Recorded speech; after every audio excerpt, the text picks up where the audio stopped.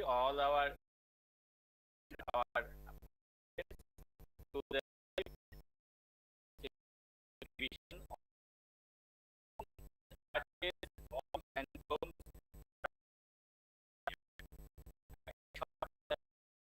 until was and known as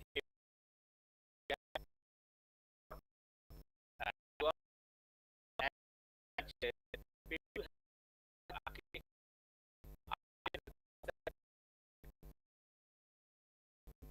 moments of nature or even are as special architecture that and multi-architecture Europe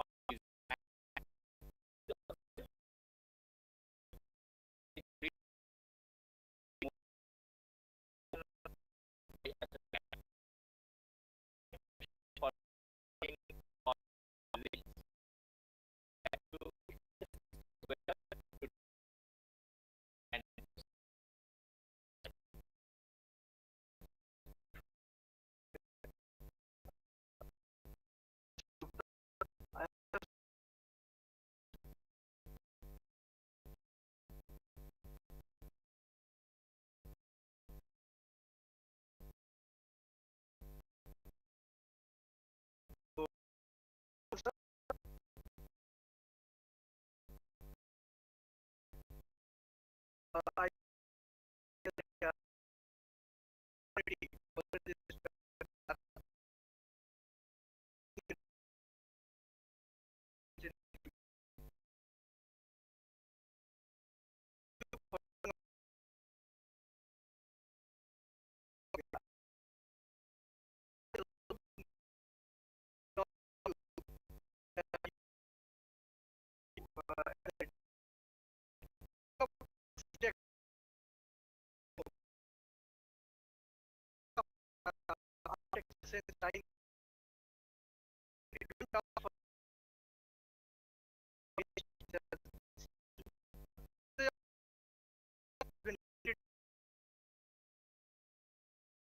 time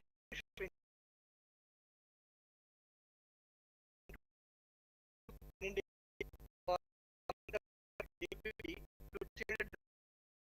arches also. So friends, let's be just to be highly beneficial for engineers and they can uh, in the class. would be in parts, and that part one taken by men will have in different forms. This discussion on which is most asked, and obviously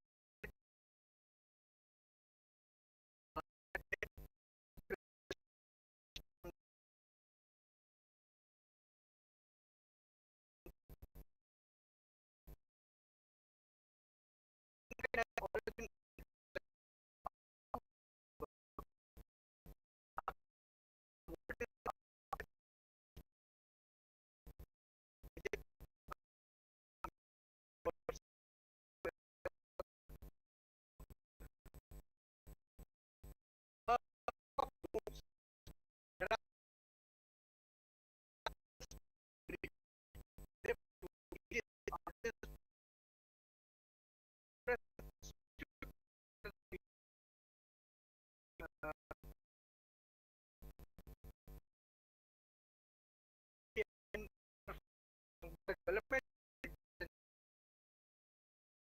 complete. This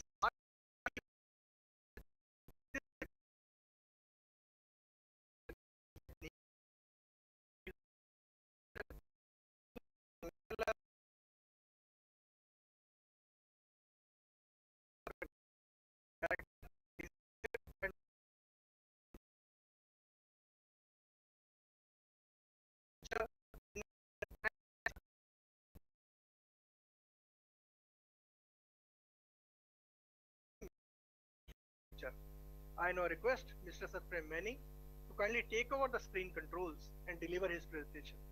Mani sir, for you please. Okay, thank you.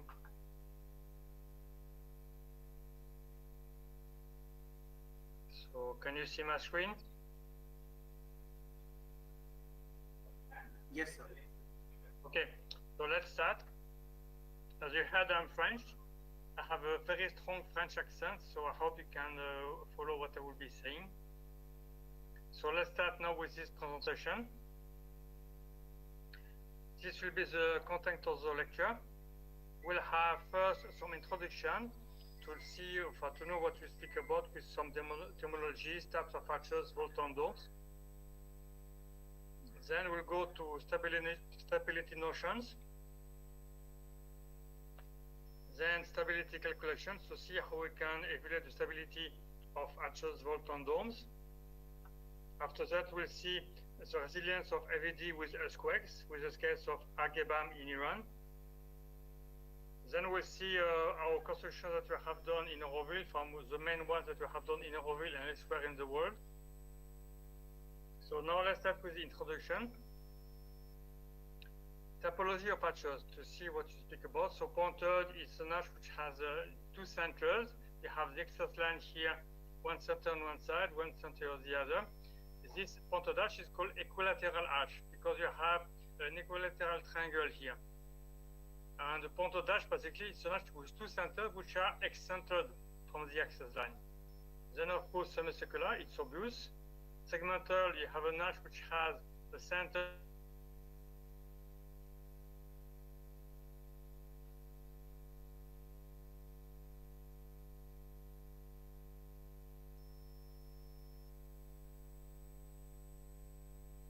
line, and then two centers on the other side, which can give the small curve here for this one, and then the top part is with the curve from this center. Then coupled and catenary. Catenary is the shape assumed by a chain. So when you have a chain, you have tension only. When you reverse the shape, you have compression only. It's called catenary arch. Then you have the vault that have the same names. Basically, a vault is an arch which is prolongated in the length of the room. That's why they have the same name, except this one groined. You have groined vault, because this one is the intersection of two volts. You have 1 volt coming this way, 1 volt going this way. They intersect with an ellipse. If you have a semicircle here, this will be an ellipse on the other side. Then you have the domes. So they follow more or less the same typology, same terminology: pointed, hemispherical, segmental, which is the top of the sphere. If you cut this one here, you will have a segmental sphere. Catenary, facet dome. This one will be the intersection of 4 volts. It's an octagon here. That means you have 4 volts crossing each other. So one here, one perpendicular, one here, and one here. Now this creates a dome with 8 facets here. Then you have the hemispherical on pendentifs. So be careful.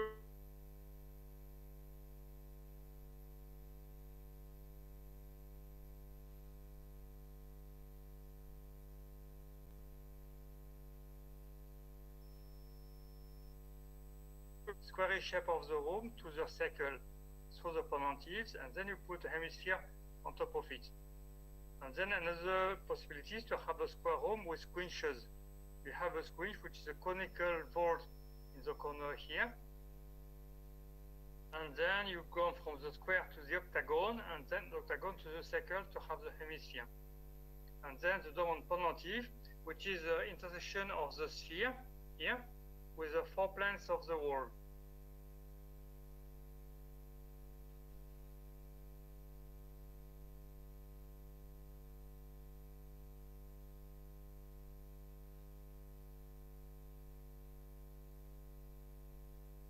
Type of a main type of dome, because there are many types of domes and walls.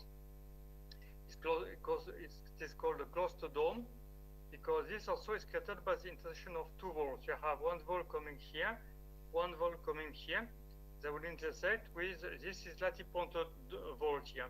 That's why you have a slightly pointed dome. That means this is pointed diagonal. The cluster dome and the ground vault, they have the same type of geometry.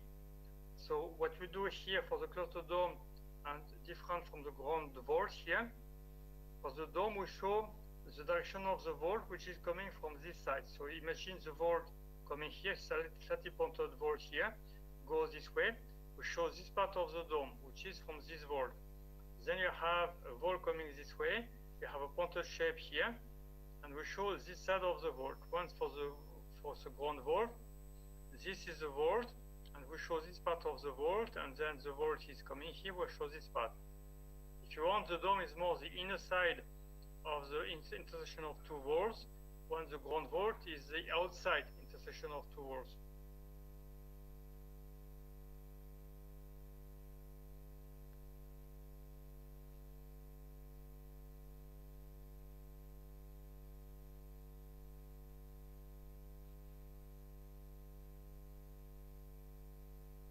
Then you have a truss rod or tie rod, which is to balance the truss of the yard.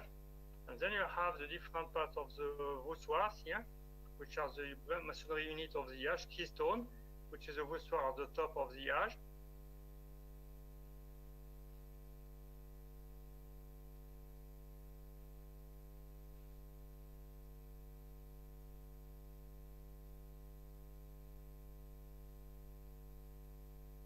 And to collapse, because this is a fragile point into the ashes. Then for the centering, we need to have always the centering either with wood or with steel. For the ashes, this will be only for the ashes. For vault and domes, we don't need centering. Only for the ashes, we have either some masonry support here or some pipes or poles. We need always some wedges here to be able to decenter the formwork. And then we have to build the ash always symmetrically. That means same speed on the other side to have the same load coming progressively onto the centering. And then for the dome and pendentif, like I said before, you have the hemisphere coming here, which is intersected by the 4 planes of the wall.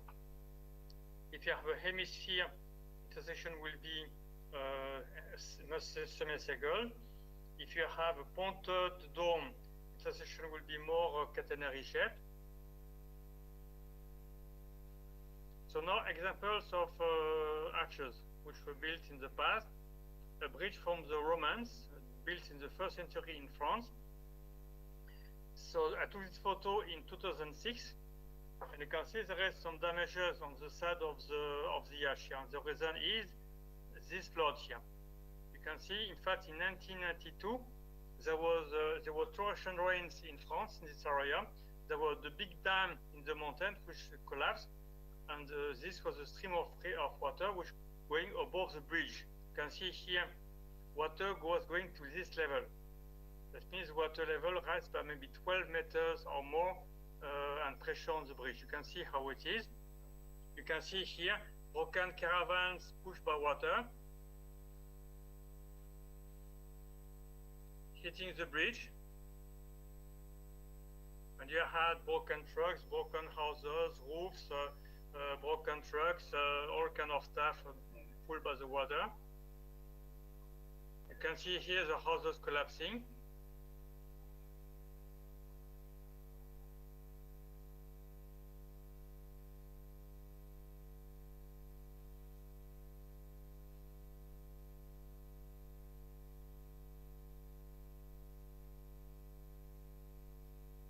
Tsunami, nothing can resist a tsunami.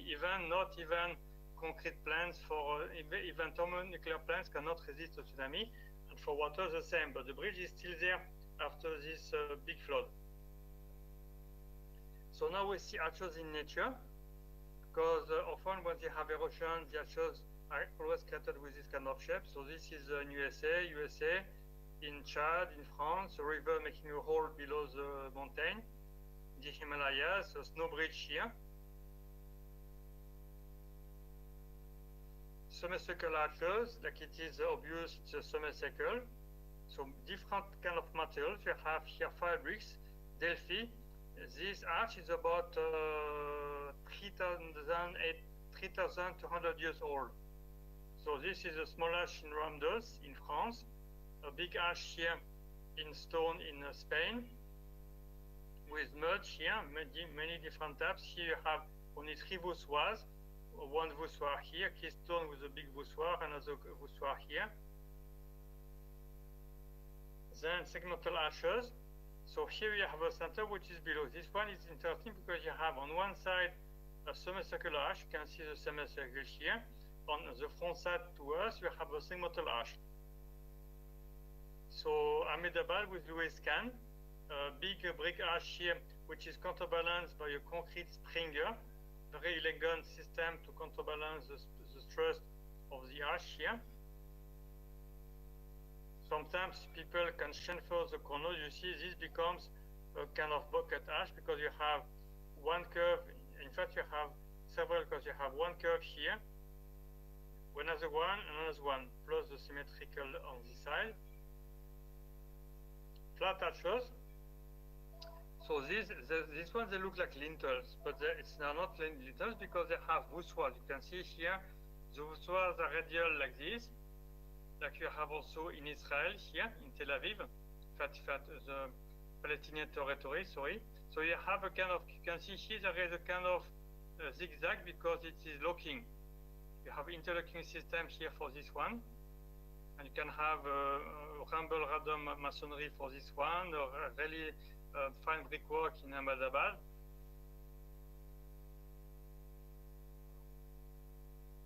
So in fact, to come back on that, I will anticipate a bit what I will say later.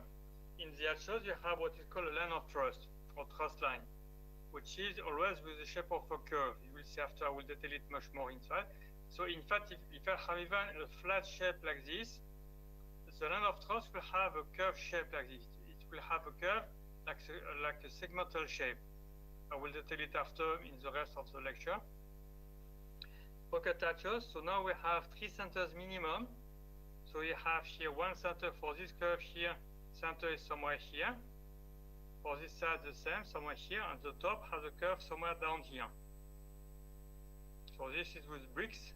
This is with stones.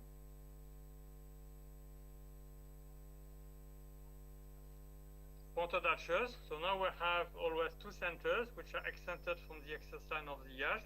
So this will be, this one is equilateral because you have the axis line here. One center is here for this curve, one center is here for this curve. This is slightly, in fact, this one is not totally equilateral. It's the center for this one. Maybe you have a center somewhere here for this curve, and this one has a center somewhere here for this curve. Different types of arches. So we have here a cobble arch with a triangular shape, because this is the tomb of Atreus in Mycenae, in Greece. So you can see 3,500 years old, this one. Catenary arches with cobble parts here in Spain. Rampant arch. Rampant arch is an arch which has two different levels, like here and here. And this is often used for staircases. So in France, in an old fort in Euroville. Catenary arches by Gaudi in Spain. As the types of arches, again in Spain here, a bridge. Very interesting and very clever geometry, because this is a slightly pointed arch here. I would call it a pointed bucket arch, because it has this shape with the load here, because this was a toll gate on this bridge. So this weight deforms the behavior of the line of truss, and we'll see after some examples. The Taj Mahal, this is called the bucket pointed arch, because you have in fact four centers here. You have one center here for this side. The top here has a center somewhere down here, and symmetrical for the other side. Example here in a very interesting behavior of this arch in Eritrea. This was in Massawa in Eritrea. There was a war with the Russians once, and a bomb exploded in the front of the arch. And what collapsed was the pier of the wall, which was not really loaded by the arch, because if you see, imagine the line of truss that I will detail later. The line of truss has a catenary shape. It goes like this down with this angle. So it means the maximum pressure are somewhere here. That's why what collapsed here was what was not really loaded by the arch, just the deload of the masonry. But wherever you had the load of the whole structure with the line of truss coming down, then this one could not collapse, but only the front.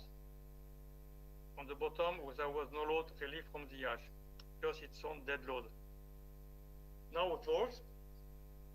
This one is the oldest wall standing in the world. Mr. Obora, you already showed a little photo of it.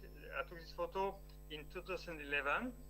And this wall, they have about 3,300 years old, made of adobe. Adobe is a sand-red mud brick. That means just pure mud, and still standing after that time. Again, segmental walls, different types. So we have, in fact, also in BAM. BAM after the earthquake. This was done with file bricks in the town of BAM. This one had just cracks in the length here, but not collapsed. Only the gable wall collapsed on both sides. And this is not a tie rod or tie beam. This is a beam to hold the wheel, because this was the henna factory. And this beam has no special purpose for the vault, only to hold the wheel. And then, examples in Egypt, for example, in Uruguay, Eladio d'Este developed a system of reinforced masonry for vaults and domes, especially vaults, sorry. And here you have cantilevered vault. You can see here, this vault cantilevered on this column here. Because every joint, it's difficult to see.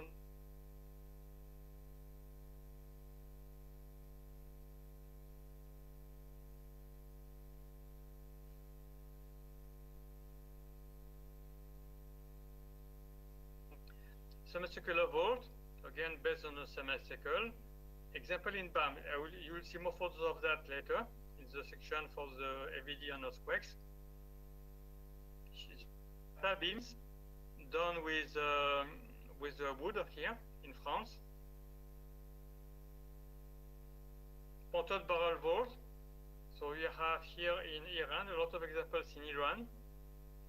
So you have here it's called bucket pointed vaults, in fact, because you have a bucket patch here with the center somewhere here, pointed patch here with the center somewhere here. Interesting detail here, you have here a pointed vault here with different types of stone, one red and one white, but behind you have a rampant arch. tarot here for an old masonry in France to balance the trust of the arch and the vault. In Roville, this is my house. We'll see after some photos on that. Potted rib walls. So a rib is in fact an arch which projects inside the vault. So you have sometimes, often the rib walls are used for the ground walls. You can see all these ones are ground walls. And then they have a rib which is projecting inside, because the rib is a major arch, in fact, which is quite thick in thickness. And then the filler with the vault is much thinner. That means this can be just randomly like this, just to give an example. This arch can be easily 50 centimeters or 2 feet wide, deep, but the vault will be 10 to 15 centimeters only, because the main thrust will happen in these rib arches, diagonal here for the groin and transversal here for the rib on the side. Different types of vaults. The oldest vault, in fact, the largest vault in the world. So in tradition 1, in Iraq, in Iraq here, you have here 21 meter span here. This was the E1 of a palace in Iraq, 50 meters long, 21 meter span here. Rampart arch in Spain, typically used for staircases. So conical pots here. This is in Auroville, conical pot in De La Vera in India, with tarot here. Conical pots is basically you have a conical kind of terracotta pot, which are inserted in each other. So you lay the pots from the left to the right here. Then it will come from the right to the left. And then after you have to put a waterproofing. In Auroville, we do ferrocement waterproofing on top of that. A bridge. In fact, this looks like a bridge, but this, in fact, it's a nave of a kind of vault in a street in Asmara, in Eritrea. And then catenary vault. This is from United Estate with reinforced masonry system. You can see the scale of the guy here. So maybe 20 meter span vault, 20 meter rise, and the shell is maximum 10 to 15 centimeter thickness. And you can read it so much because you can see, difficult to see on such a small photo, but you have in all the bone pattern with the vertical courses like this, which are on the section of the arch here, or the long ones here, you have reinforcements. And also, notice also the undulations of the vault, because this is the ideal shape for a vault, a catenary shape. But if you have a vault of that size, the wind pressure can be quite tremendous, and even if it's the ideal shape for the stability of a vault, the wind pressure can disturb the stability of the vault. That's why what did Elliot Estate was to give undulations like this, which gives inertia laterally to the vault. Now domes. The second largest dome in India, because the largest dome in the world is in Mumbai, done by Mahesh. So this is Bijapur, 17th century, almost 38 meter span. Domes in nature, these are done by termites. Termites are, I would say, the best vault builders, because Mahesh, I don't think you can build that, me neither. So you see, this is just done with mud, stuck with the saliva from the termites. Like this looks like an umbrella. This is, in fact, this was the nest of termites discovered after removing some masonry. Wooden domes in Somalia. They just bend some branches in all directions, put some canvas with this is just a thatch on top of it. In Somalia also, you have waterland dome. This means they just bend the branches to give the shape of a dome. Then circular rings plastered with mud and then touched on top. Or in France or in Brazil. So this is the shape. This is done with wood. You can see the pressure of this one from inside. First it was with elliptical shape for the main room, when this kind of undulations on the top of the roof. And then in France, the square dome from the 17th century, done with this section inside. In fact, it's a truss beam with a curved pad here. Hemispherical domes. Hagia Sophia. Yes, Mr. Oberoi showed these domes in his photos here. So this is about more or less 34-meter diameter here for this dome here. Then you have Saint-Sepulchre in Israel, different things in Jaipur, in Istanbul, Blue Mosque here. The one pendentive. So here you have this shape here. Example, this is a more complicated shape because this is a pointed pendentive in Iran. This is in Saudi Arabia that I did for a building there. We just placed here with the bond pattern to give this kind of effect in the dome with the pendentive. A small squinch here, because if you have a pendentive, the pendentive can go very deep down. You can see here, the pendentive finish with the pointed shape here. That's why, in order to cut this, because you cannot put any furniture in that case, we did a small squinch to truncate the pendentive somewhere here.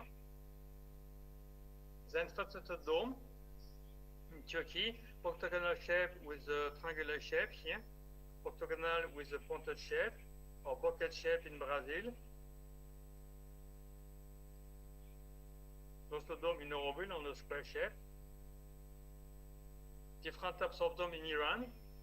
This is a French name. I don't have any translation for this kind of dome in English. But basically, these domes are built by eyes. They don't have any guide at all. They just have just built by eyes with their experience. Conical dome in Ivory Coast. I will come back on that because conical domes like this one or this one, they have a very special behavior. But they behave like the others, but they give some questions that I will mention in the rest of the presentation. Example in Buj. This dome resists the earthquake. You have here, this is the type of building that you have on the entrance of the stairwell, because it is a typical feature in Gujarat with these stairwells. And they built on this dome had the big columns of easily 6 to 7 meters tall here. That means a lot of load on top of it. And you can see there is some cracks. Yes, there is cracks here, there is cracks in the dome, but the dome is standing. And everything around, at least on 500 meters radius, was totally flat. And only the dome was standing. Cracked, okay, but not collapsed. So now the largest dome in the world, the global Vipassana Pagoda from Mahesh. So Mahesh built it with his team from his family. So this is the largest dome of the world. It just surpassed at once all the biggest dome. Because for a long time, the biggest domes they were in Italy, with Santa Maria del Fiora in Florence, St. Peter of Rome in Rome, with what, 45 meters, 41.5 meters, and this is 85.15 meter diameter. And if I'm not wrong, this Vipassana hall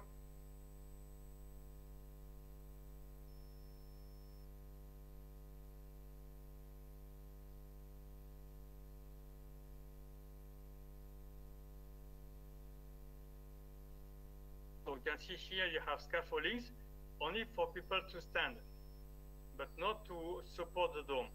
We'll see after how it is done. So they had interlocking stones, which were, in fact, every course you can see here, as you have, you build by rings. You can see you build always by rings, and that means this ring is smaller than this one is smaller than this. That means at every level, the stones are different. That means there was a lot of work to do to design the stones and to do the dimensions for each ring. Then laying them with, that's why you need to have interlocking stones, because you use lime mortar. No form rock, just interlocking because of the interlocking factors here to hold the stones in place before the mortar sets.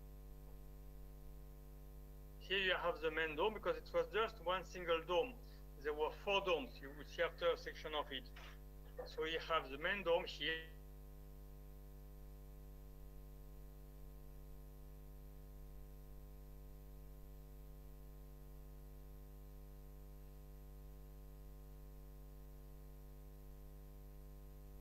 For the filling on the back of auxiliary dome.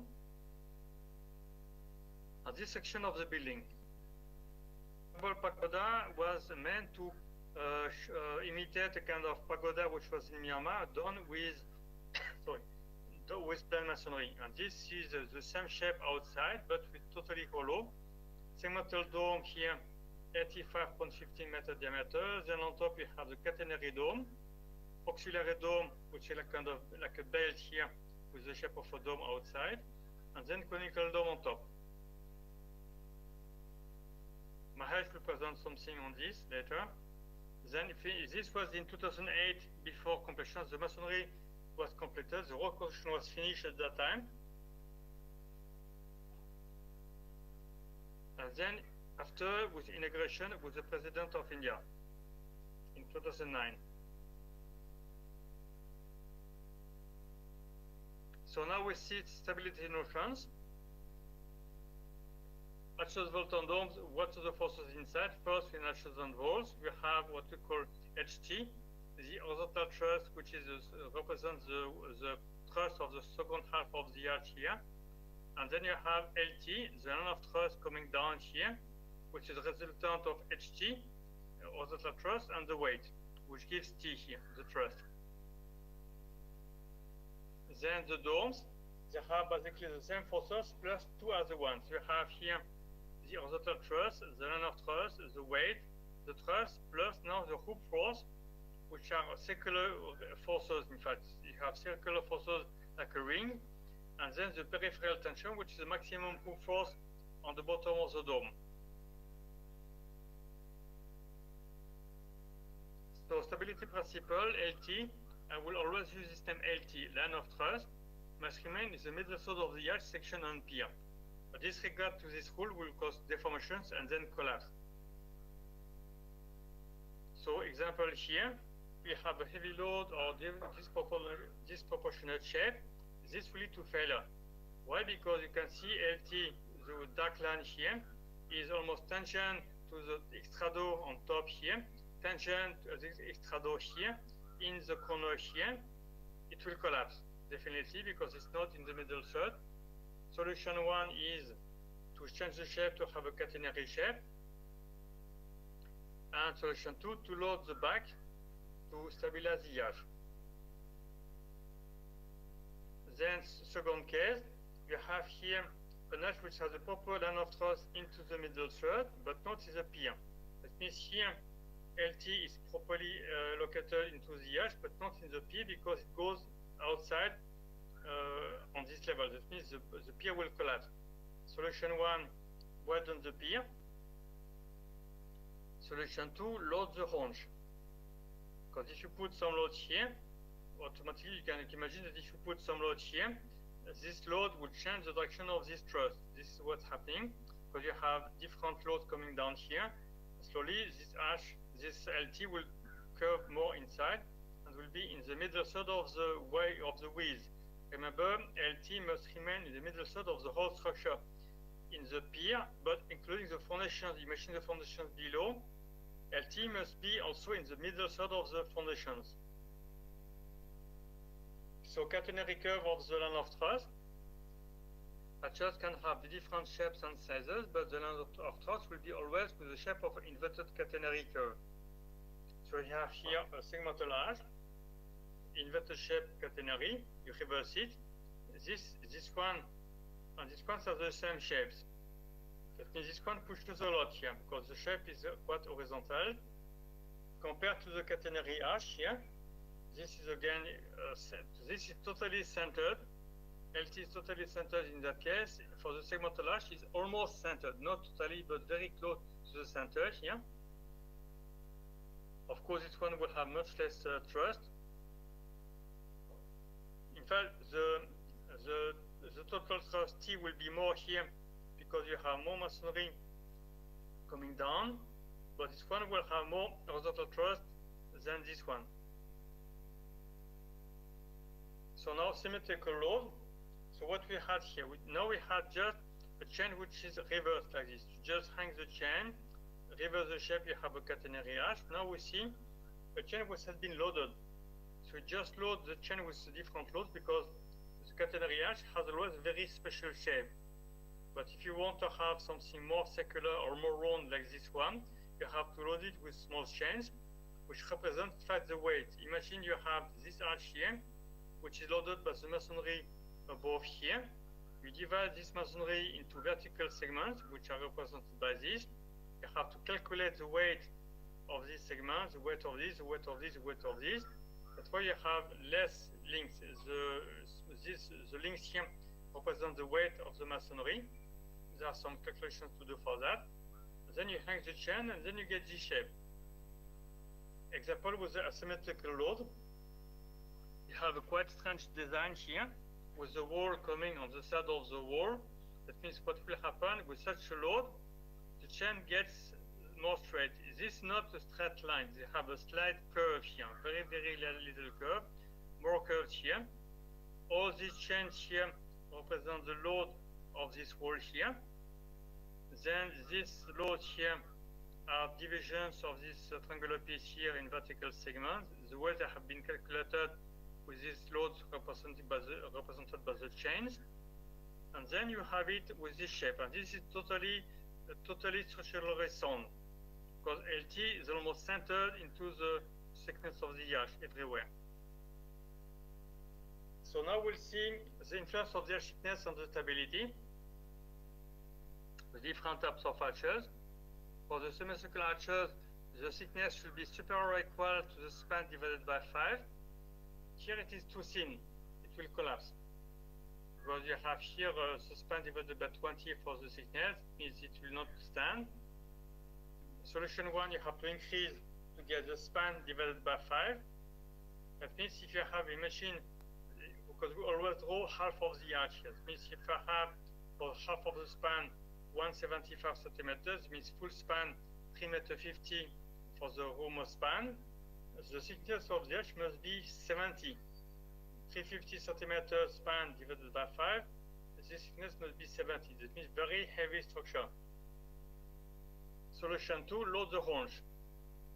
Because loading the hinge here will make the LT come more outside. If you have an Egyptian arch, the ratio is the span divided by 6. So Egyptian arch is an arch with this kind of proportion. You have here a triangle with 3, 4, and 5, symmetrical at the side, 3 here, because this curve here has the center here. This center here is for this side here, and the top part has a center from this point. This is called Egyptian arch. So in fact, in the position, we use always the name arch, which can be the same for the vault. Example with a small test with a small semicircular arch. You can see here, it's very thin. You have here no mortar. You have here dry masonry, just a stone chip here to keep the shape of the arch. We load it now with 3 small blocks. So 4. So this is the worst case scenario you can test because you don't have any mortar to bind the blocks. 5, and then it collapses.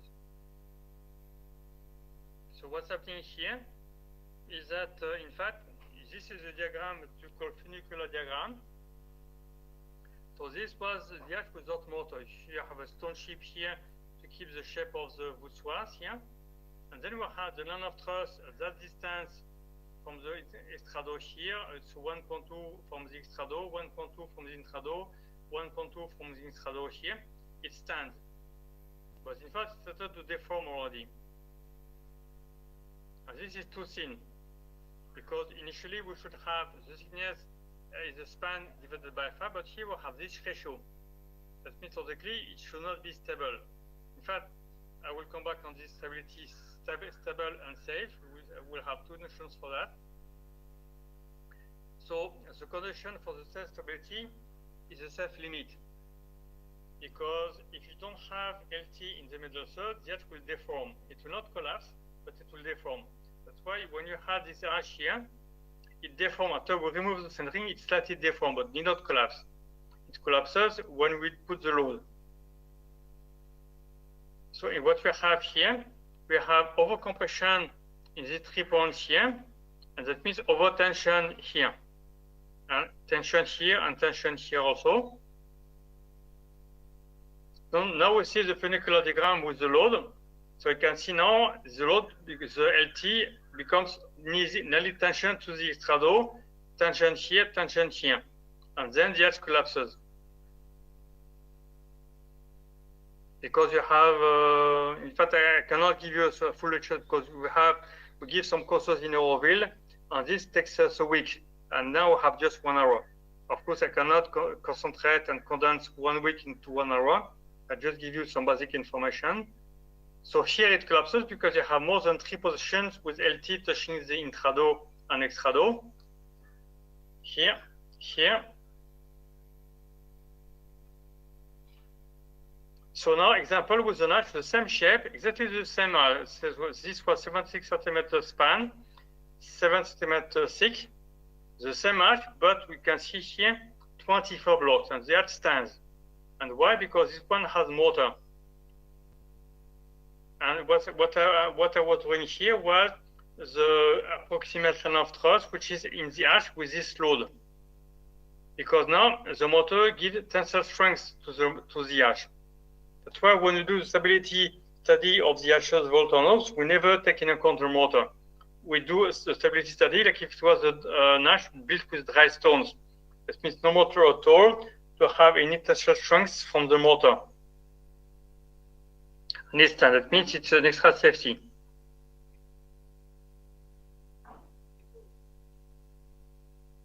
So now calculations. The catenary method. This was used a lot by Gaudi, the Spanish architect, in the 20th century, because there is a correlation between the compressive stress LT and the tensile stress in the chain, like we have seen before, like the catenary and LT. So this method determines the ideal shape of an arch or a vault. So you hang a chain, like we have seen. Reverse shape, you have the catenary arch, but it has a special shape. If you don't want this shape, you have to load it with some small chains on the side, like this. So what we do now at that stage, because remember before I had the section of an arch drawn, then I have calculated the weight of the masonry above, but what we do now, we just want to shape this chain with the shape that we want to have. So we just load it randomly to get the shapes that we want to have for the main chain, which represents LT. And this will be a modified catenary that we call, in fact, funicular. Because if you put some weight on the main chain, this will not be a catenary anymore, but a funicular curve.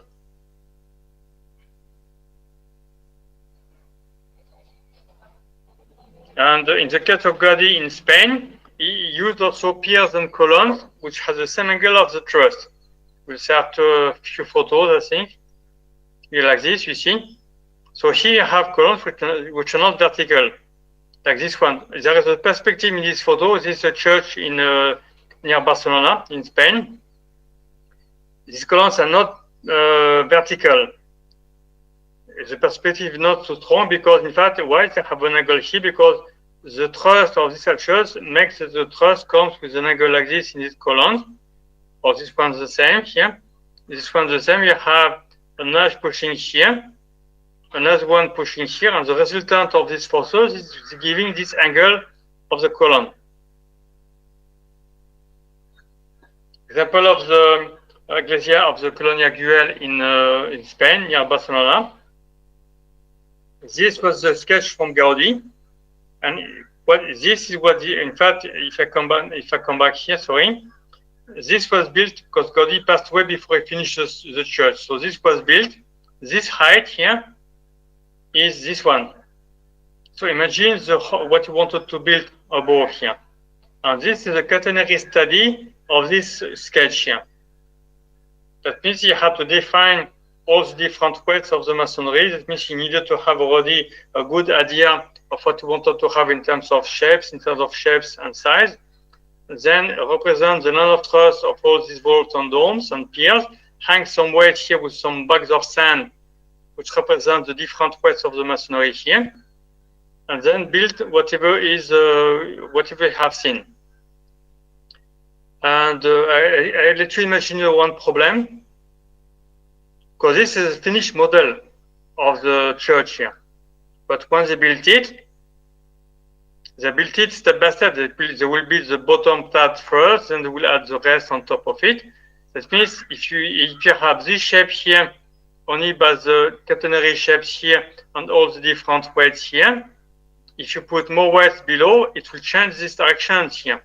It means all these different ashes shapes here will change because you will have more weight. That means you need to have something stable at every stage of the construction of the church, but also once finished. And Gaudi was really another genius, like Mahesh. So here is a Sagrada Familia in Spain, in Barcelona. Again, slanted columns because there is a truss coming down here in these columns. So now we detail a little bit the method. So you have just to draw what you want to have. So we want to have a semicircular arch here. We hang a chain. Of course, it does not get the shape of the semicircle. It gets a catenary shape. Then we hang some weights to change the curve, which are represented by these small chains here, into the more or less semicircle. And then we have to convert this, because these are vertical weights of links which represent the weight of masonry. They can be represented into different systems. We represent this by this, which is a direct translation of this weight here is the weight of the chain. This is really not possible to do because you have a kind of swimming pool on your wall here. So this is the easiest translation of this system. It means you cannot do that. You have to transform the weight with different thicknesses. This, because if you see all this, the weight of the voussoirs here of the segments plus the weight of this chain here is represented by the thickness here. That's why this is a different translation of these weights into a thickness from the bottom to the top, which is thinner. And this is what we have developed with the optimization method in Auroville.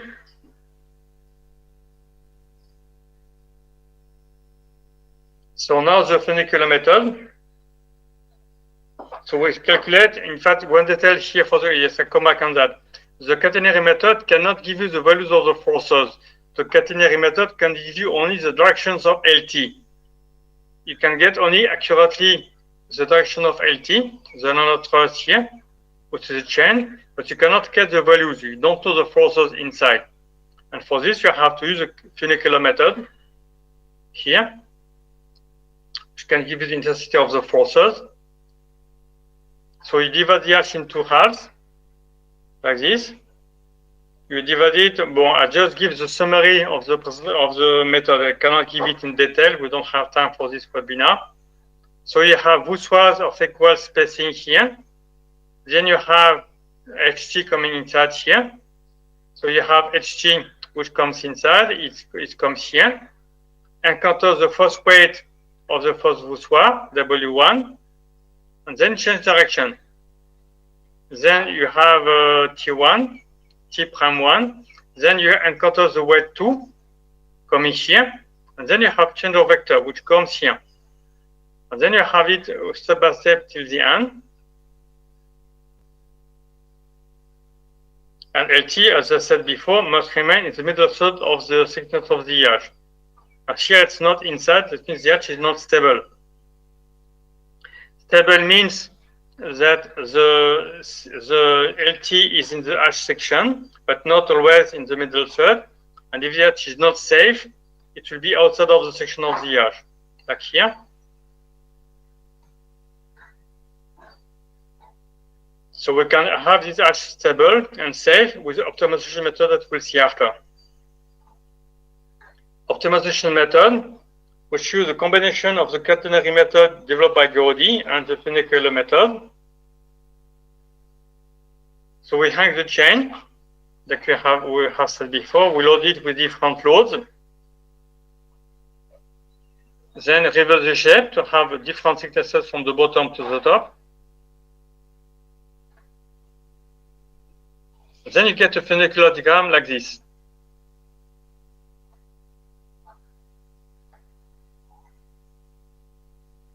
In that case, LT remains in the middle third of the total thickness here, because you have to divide the bottom here in 3/3, the top in 3/3, and draw intermediate curves here, which are at the middle third of the thickness everywhere. And LT remains everywhere into the middle third. So here I have a bigger view. So limited stability, because what we do is we analyze this kind of actions to build vaults after. And limited stability will be to have the bottom courses laid with horizontal courses radial to the center, and the rest with vertical courses. We'll see after with some photos.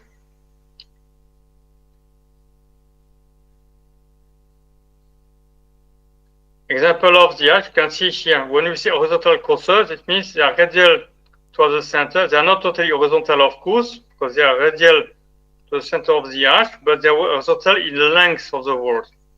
And these ones are vertical. You can see the bricks are totally vertical here.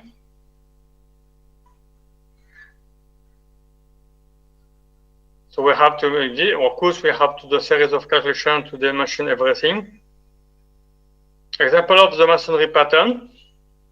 So here we detail for the masons what they have to do. So it means what is width of every course of the arch here, or the arch section, what type of blocks. These are the type of blocks that we have with the machine from Auroville. And all the information with the span, the raise, the chord, and every information for the mason to work. Important to remember the limit of stability here, which is related to the moments, because the moments on the left here should be more than the moment on the right. That's why we have to mention this, to know up to which height we can build with horizontal courses. Because you see, you have here two different voussoirs, two different types of segments. You know their distance here, then you get the moment for this, which is bigger than the moment from the right side. That means we can build with horizontal courses till this height, but not further. And then further, you have to do the technique with vertical courses. We'll see after some photos of that. Examples of different studies for different types of arches. Equilateral, angle chain, funicular study. That means this becomes a keystone here. And then the masonry pattern.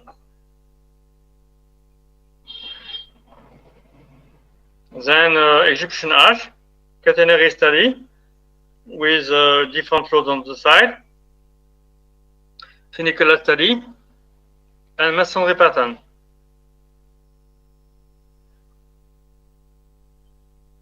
So now we see example for application for a big vault that we have built in Pondicherry. It has a span up to 15-meter span, so 15-meter span. It's a conical vault. We'll see some photos and videos. Funicular study of the vault alone, because you have to do several funicular studies. First with the vault alone. Then you have to study with the load, with overload and live load. It means the load of the waterproofing and live load here. It means the same load everywhere onto the vault. And then asymmetrical study with overload and live load only in half of it. And this is a simulation for the wind pressure. So then now you have to see, yes, in fact, optimal study for flooring. This will be example if you want to have vault and domes for apartments.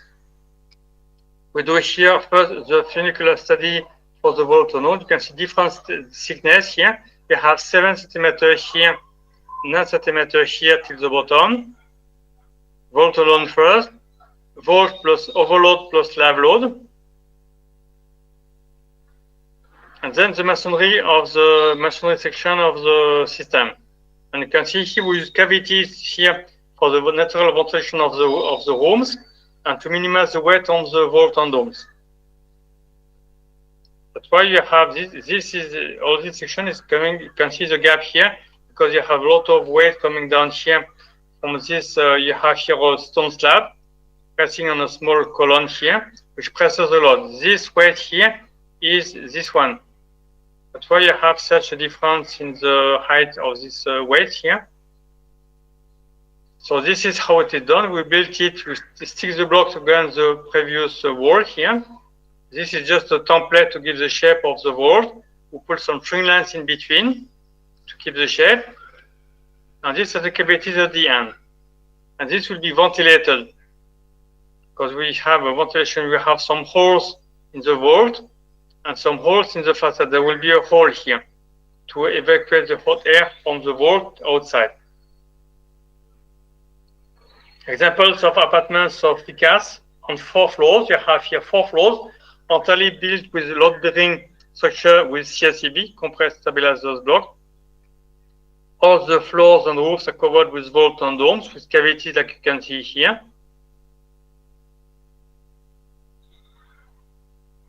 The building itself, so you have a basement floor, because here you have a basement floor here.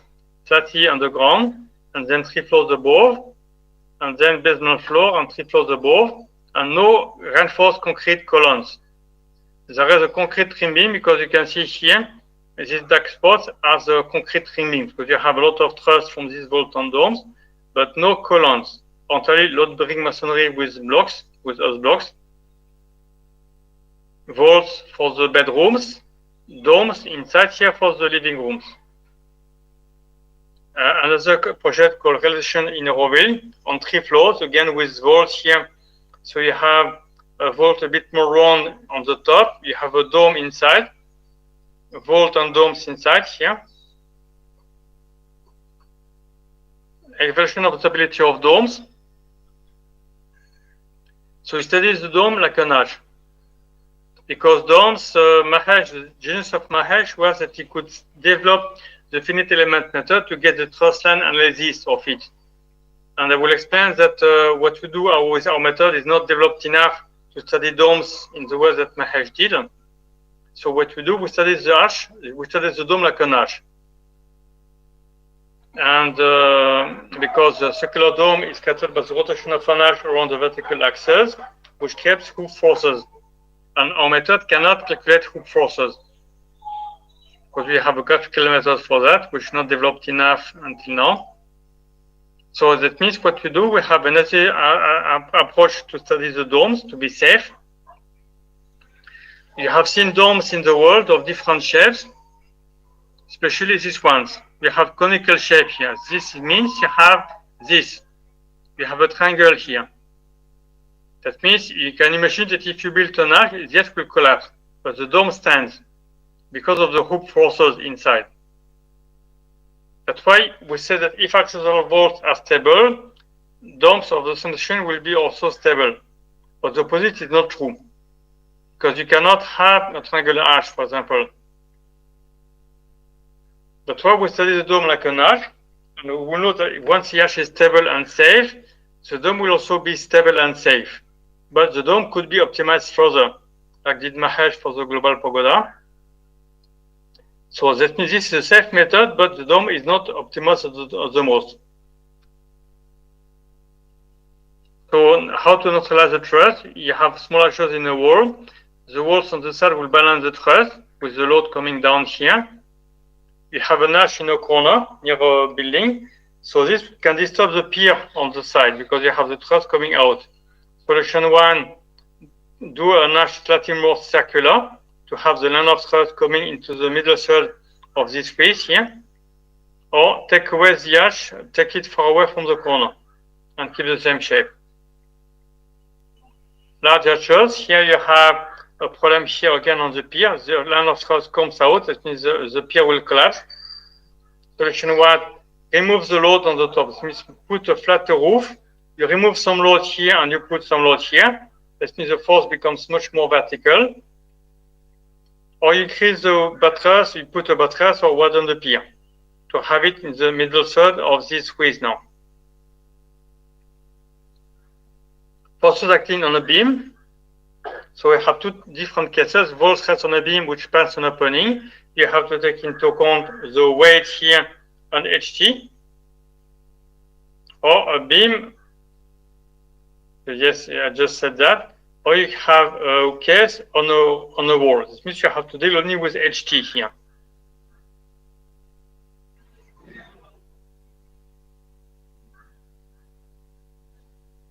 Increasing the inertia and the relative moment of the beam, because HT can be very huge sometimes. So that means often the beams are not deep enough. That means you can add some tie rods, or can do this. This I did several times for rainwater gutter. It means I minimize the steel here because I have a longer U-shaped beam here. That means you can minimize the amount of steel here. Bending moments applied on the ring beam of the springer. You have these are the main cases you have for the vault and domes. You have here a springer beam with a simple support, which will be the case of a vault with tie rods at both ends. This will be the case of a dome with fixed supports at the end. This will be a vault with two tie rods here. This will be a cantilever with a simple support. Or you have here fixed ends here. This will be a rectangular room with a dome or a vault. So fixed point here and simple support on the tie rods here. So calculation of the tie rod in a vault. This is the formula that you use. You have the force F is 2 times HT times the tie rod spacing. 2 is the safety factor. So we have to take the admissible stress of mild steel here, 250 MPa. And be careful that the tie rod elongation must not be more than 5 mm. Because if you have more than 5 mm, the bending moment will change. And this is not easy to do. It means you have to do a lot of calculations for that, and it's better not to have any elongation more than 5 mm here. Very important aspect to anchor properly the tie rod, because you can have a lot of force in the tie rod, which can be transferred to the beam, with the concrete beam. So this is a really important detail. So in general, you need to have enough length of embedment, but often you don't have enough length because we'll give some examples. You have here, in fact, I have here the case of end anchorage. Because if you don't have enough length of embedment because the beam is not deep enough, you have to do something else like this. So here we had the case of a small vault of a 3 meters 50 span, 50 centimeter wide, and there was a thrust of 1,220 kilos in this rod. So, and if I had to calculate the embedment length, it would have needed something like 50 centimeters deep for the beam. But you can see the beam was only this width. What I did was to have an end anchor. We just bent here the main tie rod up here, this one. We welded on the side of the tie rod some angle bars on the other side, which was hooked behind the stirrups of the beam. And then a front part here, which was welded on the bar here, which was hooked inside of the stirrup. That means the tie rod was pulling the entire steel reinforcement of the beam. And this worked really well. Example 2, this for a vault of a 10.35 meter span. We'll have some photos. And we used also here an anchor. We had here, we left a hole. You have the section of the beam here. This is the spring of the beam, because you have a T shape here. This is the spring of the beam, the pier here with the concrete here. So we left a hole here and with a pipe, which was removed after, with some holes here to cast a rod. We fixed here a heavy metal plate with a nut, because the end of the tie rod was threaded. There was a thread at the end. So we cast first this one, then inserted the tie rod of 25 mm for the vault, which was a big vault, threaded and then tightened the nut at the end, cast concrete to protect the assembly here, and pour expansive grout to have also friction, because I wanted to have compression with this system here for the front part of the concrete, but also friction with a proper concrete cast with expanding concrete in the hole. And it was really well. You will see after the photo. square domes. They have forces similar to those of the vault generating the dome. This is for the circular domes, different case. You have infinite number of arches like this relating from the center. This creates what we call a peripheral tension on the bottom, which is the maximum proof force of the dome, which is calculated like this.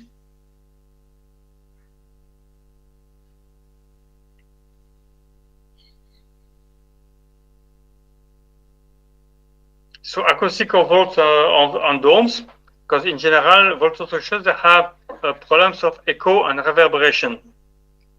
So this has a calculation for that. And this happens mostly in jumps generated by the portion of a sphere.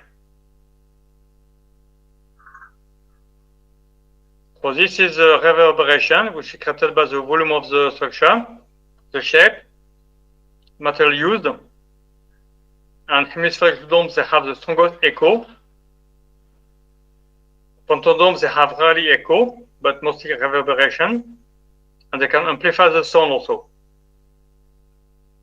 Domes in general generated by the intentional vault, they don't have any echo because they behave like a vault. So this can be calculated with this, what is called single resonant absorbers.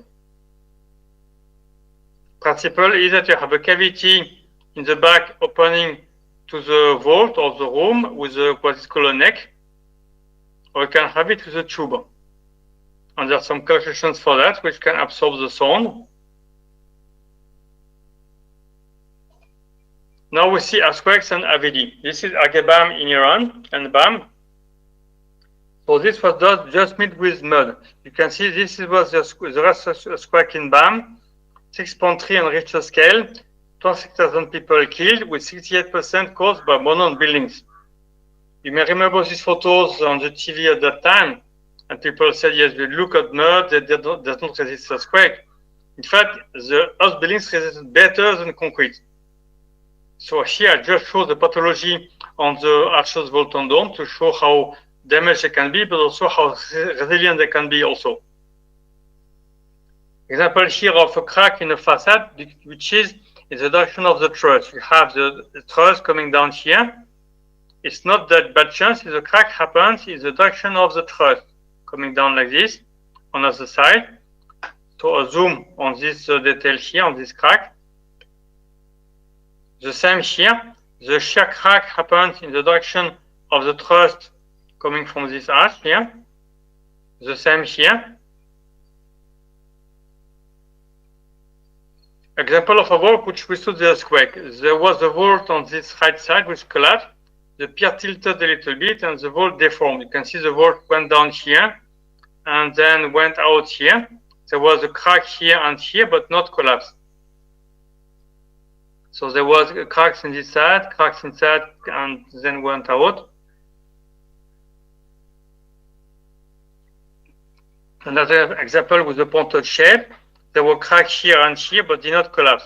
And this happened because there was a different inertia from the bottom of the wall, which has some tailing here, was the masonry, and the top, which was much thinner.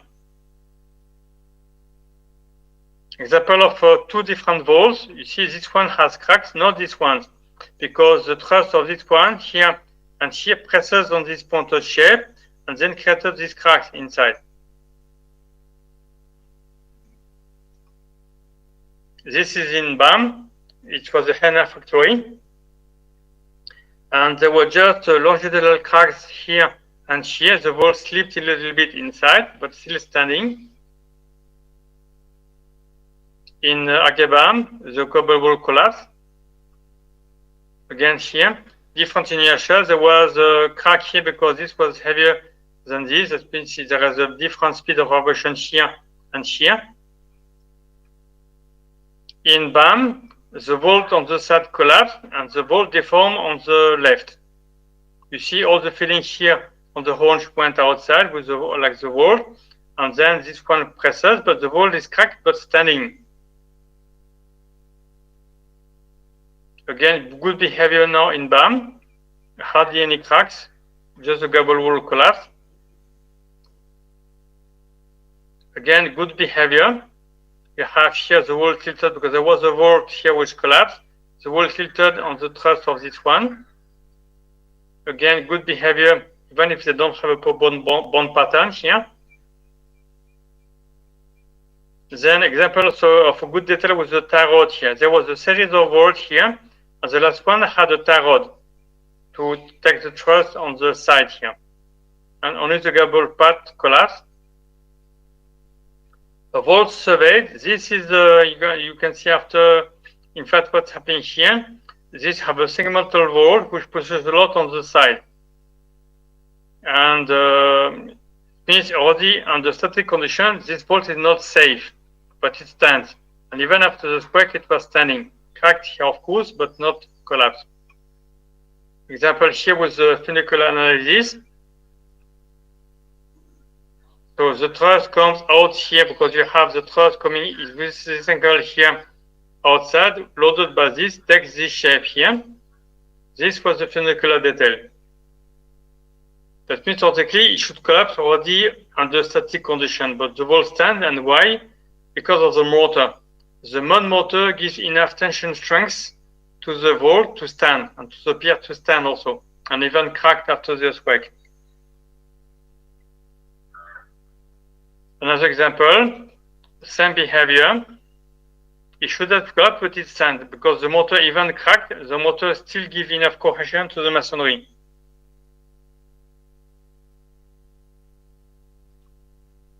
Again, the same behavior. I show, of course, examples with vault, with the brick, with bolt and domes, with the adobe. I don't show here the photos of concrete, but concrete, you will see after, it's really a disaster, more than the house blocks.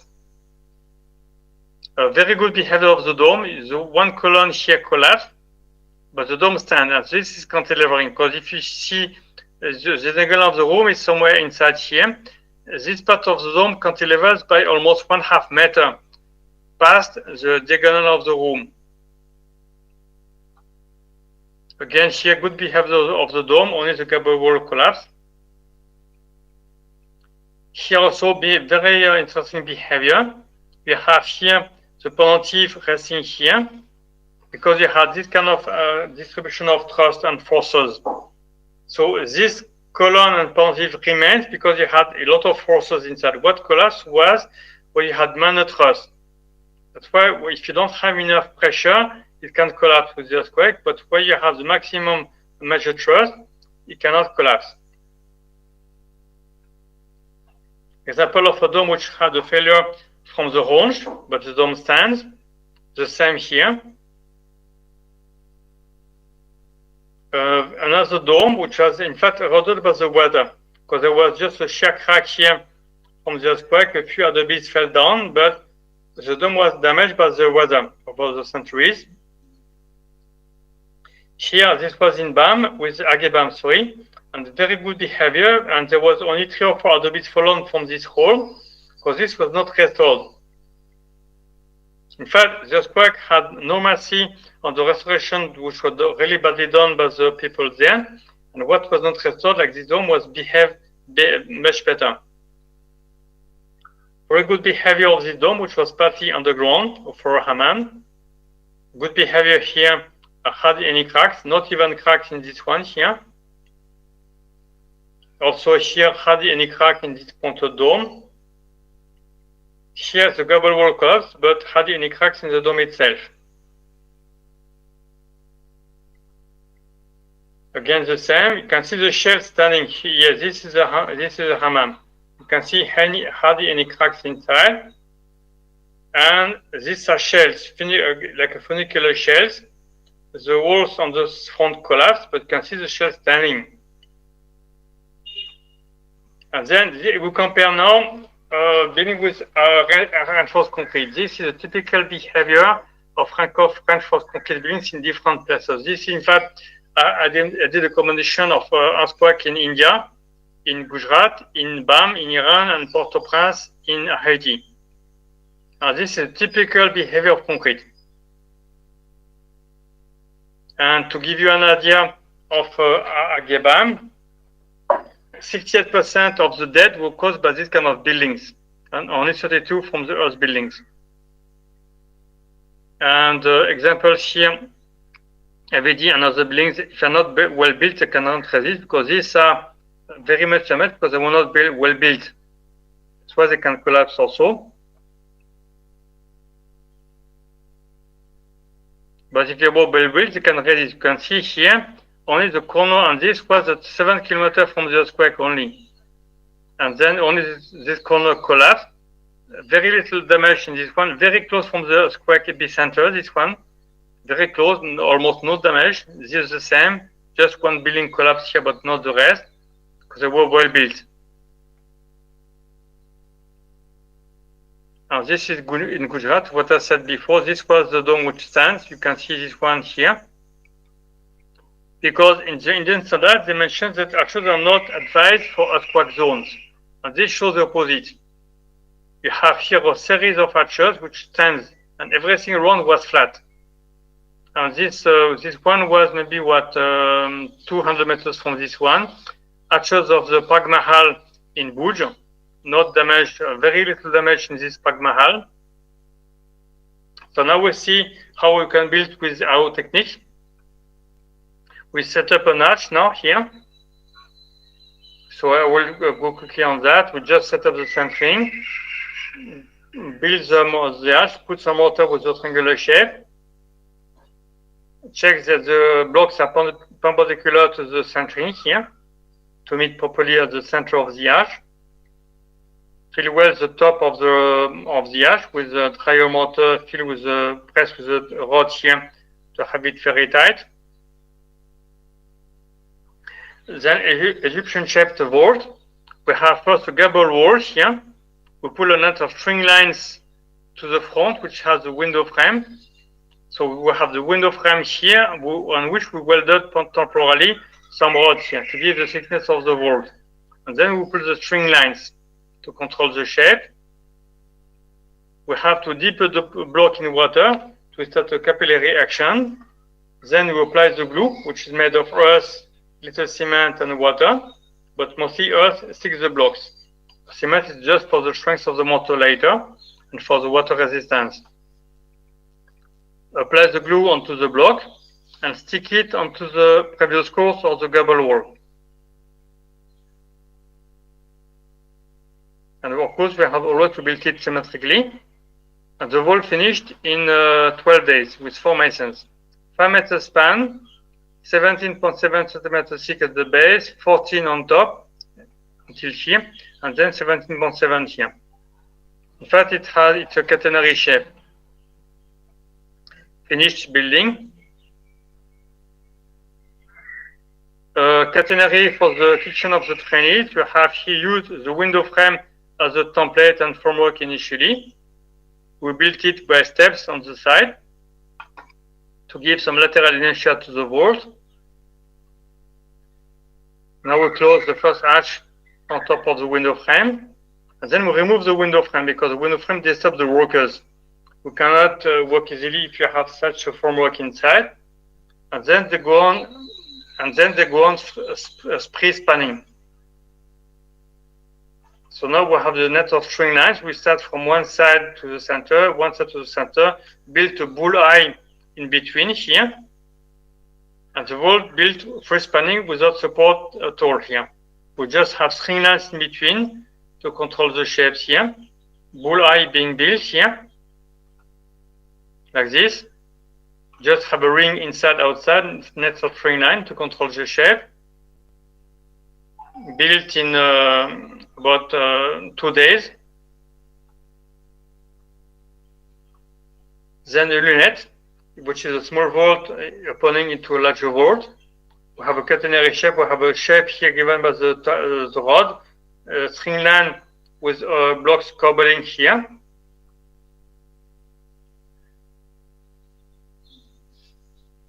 Now we close the lunette with the keys. We lay the keystone. Inside the kitchen of the trainees. So now we built a big squinch for a big vault. We have here a template to give the shape, string length again, the template in front here, 10.35 meter span here. Then we move the template in front, put the string length here to build the barrel vault. Built in 3 weeks. So every tarot here takes about 5 tons of thrust. So now hemispherical dome on pendentive, we have a very fluid glue, very liquid. Adjust the block with the compass, check it with the compass for the diameter. So build ring after rings. And this is done in about 4 to 5 days with one mason. Inside, so these are acoustic correctors for the acoustic correction. A square dome now with the pipe here to give the shape of the diagonals with net of string length in between here. We put a stone ship here to control the shape of the curve. Cut the top here to have a proper bond pattern of the key. And this is taken a little more time. You need about 6 days for formation. This takes more time for this dome. This is the equilateral vault of my living room in Euroville. We have here the window frame again, horizontal courses here, pipes here bent to have the shape of a half a dome at the end here. We have here a ferrocement ring for the window here. So we build bar steps now fully horizontal till here, then bar steps here. We start to put the keystones on top of it.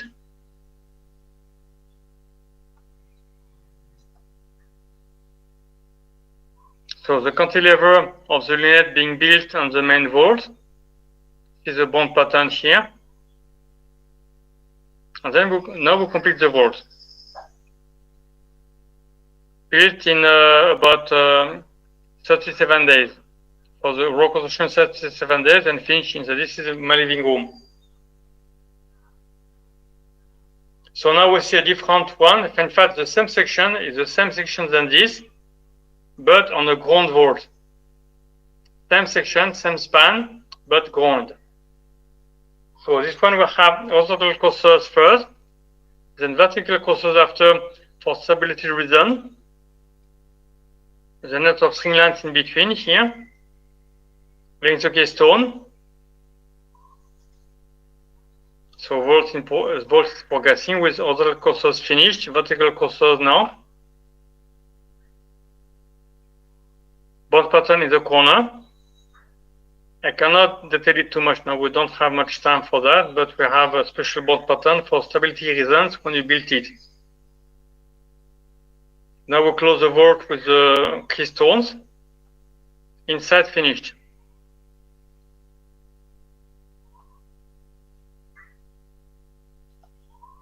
A semicircular vault in Euroville. So horizontal courses first here. Then vertical courser starts now here. Because I cannot go too high here, otherwise the vault cannot stand. The vault cannot be stable.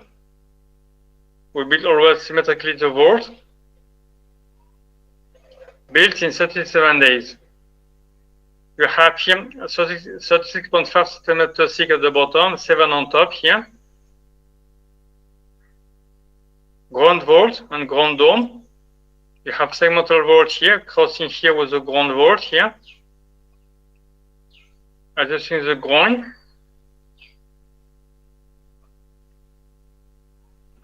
This is done in 5 days with 4 masons. 3.50 m span, 50 cm rise. The entrance arch of the Denoninga temple in Combatour with granite. On the shuttering with stones here. Then the dome now. So this one's the largest dome that I built, which is about 4 times smaller than what did Mahesh. It has an elliptical section. In fact, it's a section elliptical. So there is a special way to control the diameter here. So we have to load the haunch of the dome to stabilize it with the truss.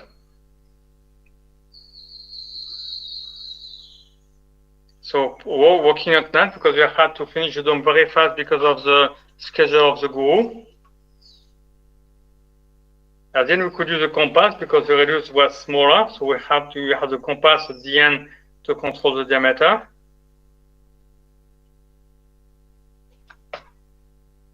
And then finished in 9 weeks. A dome of about 570 tons, built in 9 weeks without support.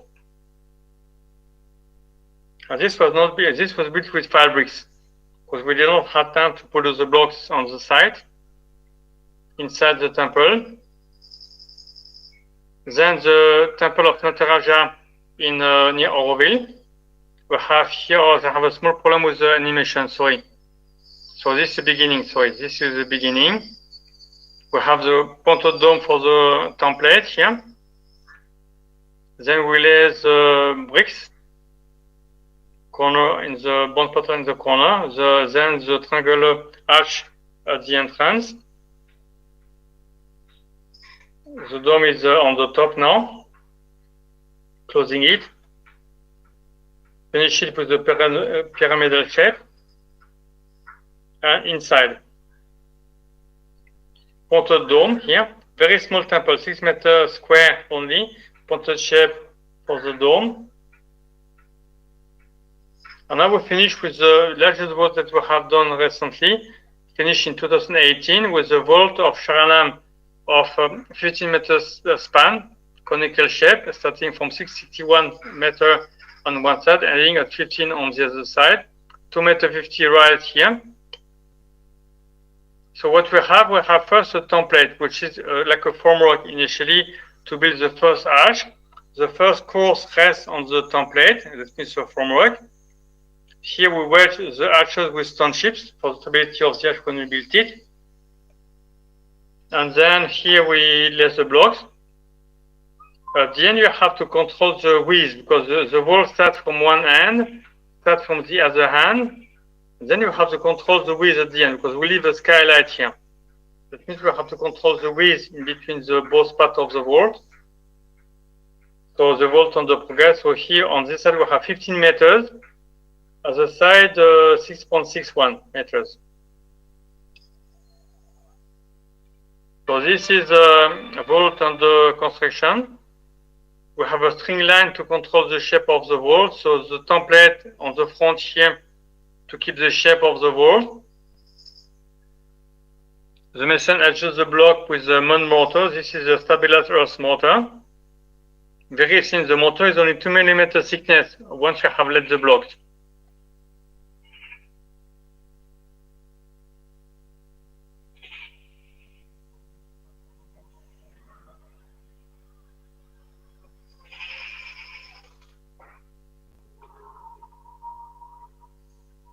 So the mason grinds the course because if you have any irregularity in the course, you have to grind it to have a very flat surface here to fix the next course. And then the mason puts some mortar and then press it to get at the end only 2 mm thickness of mortar here.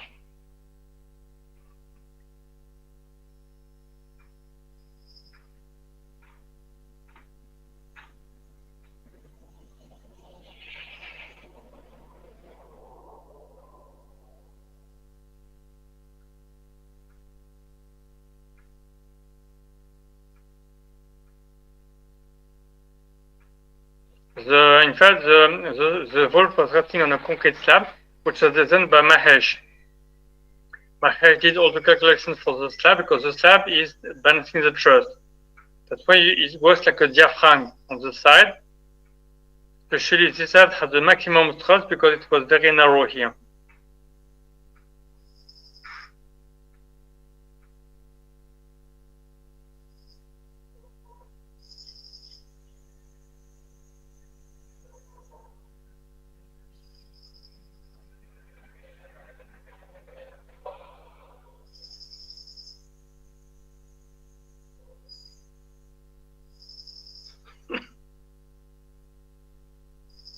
Then notice here the steps are given by the conical shape of the wall, which is very good for the acoustic, because this kind of reliefs here minimize echo and the reverberation in the wall.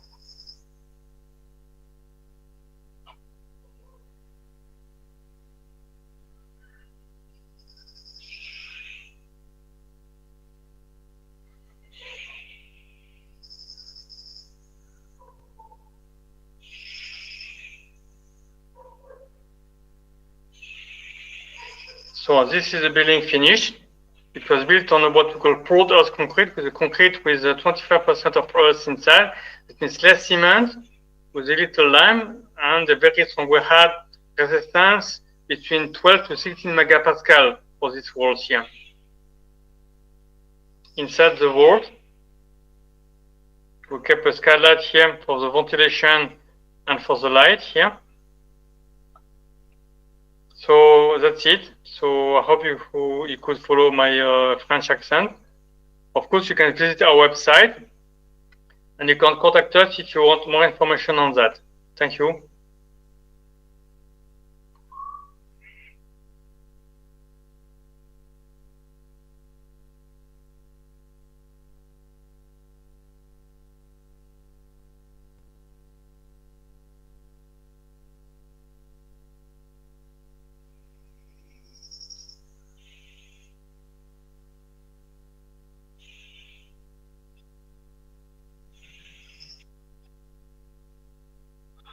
Okay. Thank you very much, sir. Thank you for your nice presentation. It was very exhaustive. And we are very sorry that we are short of time, and it has been such a wonderful session that we wanted to extend, but we are very short of time. We got to complete by 6 o'clock. So I'll just invite Dr. Mahesh Verma, who is our next panelist, and he again needs no formal introduction. As I was told, he is a civil engineering graduate, and he's done his post-graduation study and doctorate from IIT Mumbai, and also postdoc in masonry domes from Politecnico di Milano. Dr. Verma is currently heading the structural division of his company, and he's passionate about AVD construction possibilities and has played key role in design of largest span masonry dome global pagoda at Mumbai, which Mr. Satprem Mani referred to in his presentation. Dr. Verma has published many research papers in noted journals and international conferences. He is academically well connected and with many technical institutes like IITs and Politecnico di Milano. We, sir, heartily invite you to kindly address our attendees. We are very short of time, sir. We would like you. We'll have to skip the question answer sessions, but we would like you to kindly deliver your presentation. Kindly help see what best you can offer. Thank you, sir. I'm sorry, Mahesh, if I took so long time. I'm sorry to make you short. No, sir, it has been wonderful. It has been wonderful presentation. We are sorry that we do not have that kind of time that we could have accommodated, and our attendees are obviously they would have loved to see more of your presentation. Dr. Mahesh Verma, please continue, sir. It was very informative, Sir Prem. So thanks a lot. Thank you for your presentation. Yeah.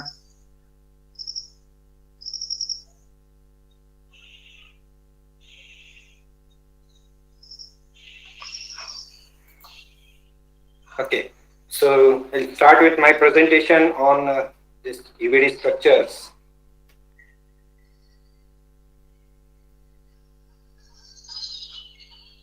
This is the brief outline for my presentation.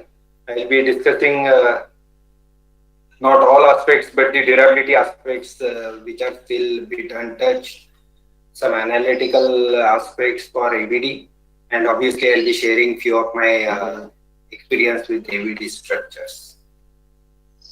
As we all know that the structures which are standing on this earth for many centuries or even for 1,000 or couple of thousand years are all built of masonry. And the common thing in all those structures is AVD, arches, vault and dome. May it be a very simple structure like compound wall shown in a left figure, or may it be a simple hostel building or a monumental building. If it is lasting for many centuries or a couple of thousand years, then certainly it is a AVD. This durability of this AVD structure is achieved by two facts. One is a nature of faces, or we can say that topology of the structure, and secondly, use of durable material.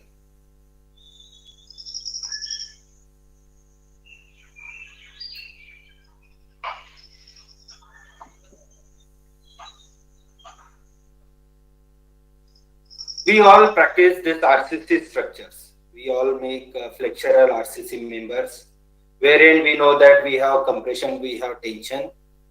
We provide the concrete to resist the compressive forces or compressive stresses, and we provide the steel to resist the tensile stress.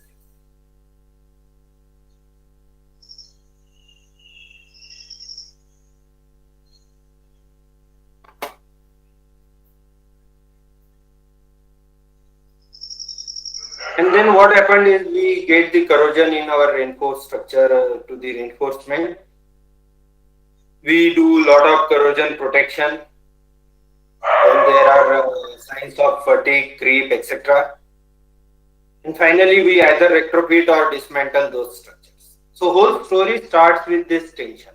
The question is, can we avoid the tension? Can we avoid the reinforcement? Can we avoid the corrosion? Can we avoid the protection of corrosion, fatigue, and all these factors?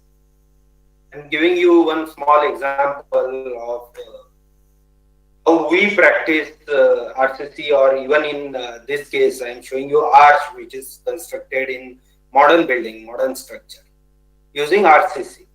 Obviously, the modern structural engineer who are more practicing with the RCC structure have provided the arches with reinforcement. It's in Mumbai. So the reinforcement corroded, then corrosion protection treatment has been done another 5-10 years. Again, it has been corroded, and finally, what happened is this: it has been demolished and reconstructed in 25 years. 25-meter span, reconstructed in 25 years. That sort of life we are expecting for the RCC structure, what we are building. Max 50 years. We are typically not expecting more than 50 years life for RCC structures. On another hand, we can see masonry arch which is having huge span and standing for more than 100 years. I mean, these are typical structures which you can see around. So when we discuss about tension, I mean, what's so problem with the tension? If we can resist the tension by providing good materials, then why not to have tension into the structure? I am giving you a simple case wherein I am asking you to be over this stone, to sleep over this stone. Obviously, you will not feel any rest, maybe little discomfort because it is a stone. And in another case, I will go ask you to go under the stone for sleeping. Suddenly, you will feel it more risky. See, the material may be very good. The tension resisting material, the adhesive is very good, which is used to stick this stone to the roof. But the structural engineer inside you will take strong objection, you will feel it risky. Why? Because he have doubt on adhesive strength? No, adhesive strength is good. But he is sure that day or another it's going to fall. For sure it's going to fall. And that's the durability aspect. That's where the compressive and tensile forces plays the role in durability aspects of this structure. So how AVD structure stands, as it is explained in previous presentation also, that everything is put into compression. Every joint is put into compression. The tension is avoided. Tension is eliminated from this structure. Resulted into durability, longevity of the structure and the sustainability of the overall structure. As you can see in figure 1, it's a farmhouse in Tuscan wherein the ancient builders have provided relieving arch over the flat lintel, thin flat lintel, and it is standing for many centuries. This is almost 300 years old structure. But in modern retrofitting, as you can see in figure 2, the flat lintel, which is bit more thicker, is provided. In that case, you can see that cracks have appeared.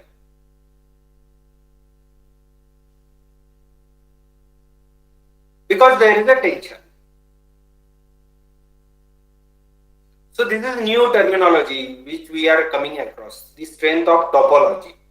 See, till now in RCC and steel, we all discussed about the strength of material.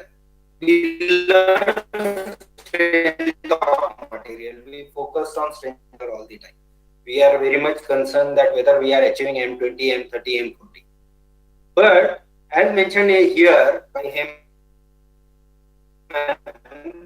that strength of masonry has no role to play in stability of the masonry structures.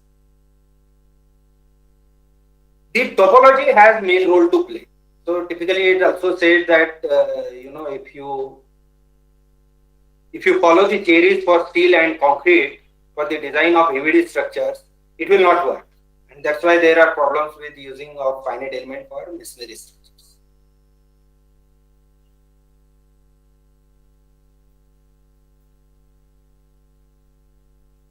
Now, by this simple example here, it is mentioned that even if we make elephant to stand on a brick will not crush. There will be a still a factor of safety of almost 5 will be available with you. So if you put everything into compression, the stresses will not concern you a lot, and that is true even for a true real life structure. Like one structure I am doing at 1A, Gyan Bhandar, the stress level is 0.87 Newton per mm square, which is very low, even for lime mortar. The second question comes when people compare RCC and EVD structures, that how structure will survive in natural disasters, may it be earthquake, flood, or whatever it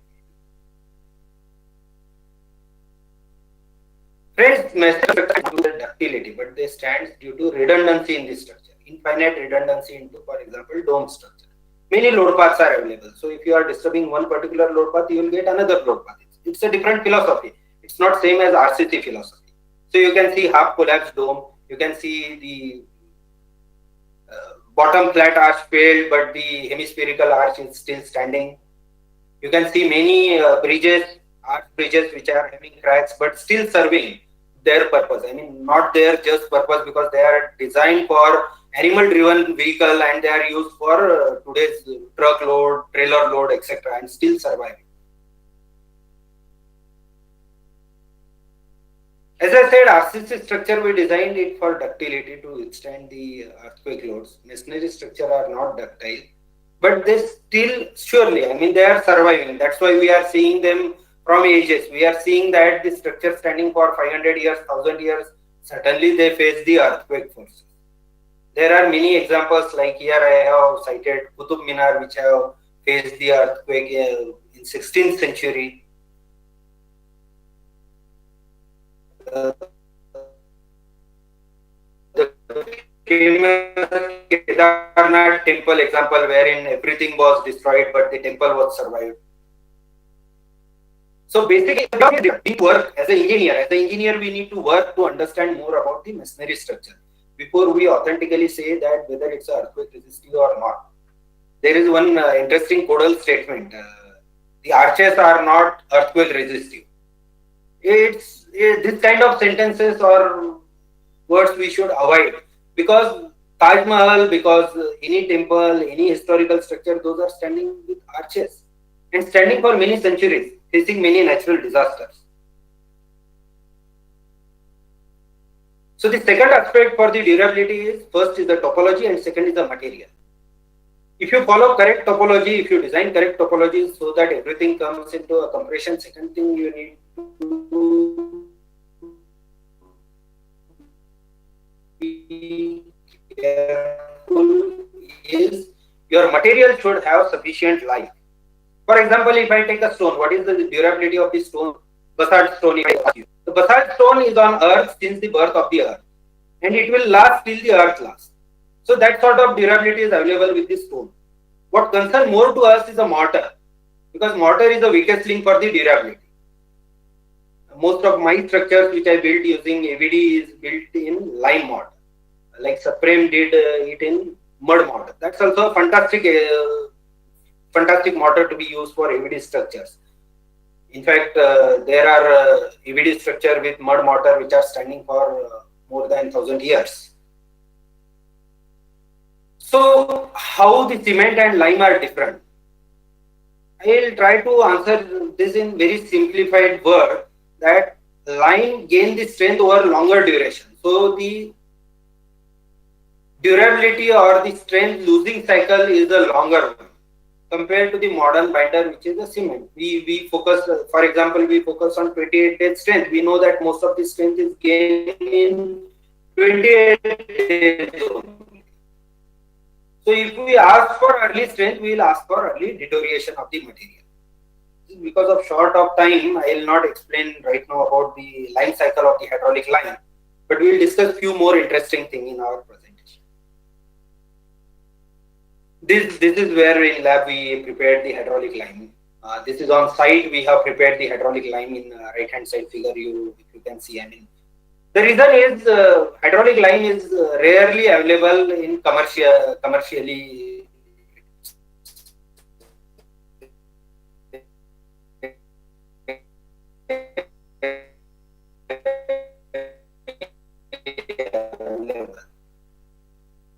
The fat line which is available commercially is not useful for construction of EVD structure. It is not. So we are forced to manufacture it on our site for our purpose. On backside you can see a heap of the hydraulic limestones which is lying on site, and that's a kiln. After calcination of stone, this is a slaking of the stone. This is molding of the hydraulic motor. This is how we get the stickiness for the hydraulic motor. It's very sticky. When I am saying you should use hydraulic lime, I should also warn that fat lime should not be used. For example, here I am showing you comparison between hydraulic lime, which is used between hydraulic lime and this lime which is used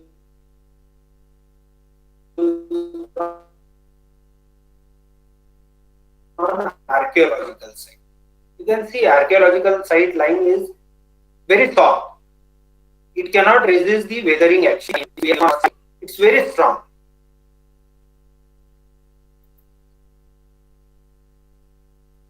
Water absorption also, you can see that fat lime is very water absorbent, whereas hydraulic lime is very strong lime. We'll just keep those videos for maintaining the time. This is some few more research photos what we are conducting in our lab.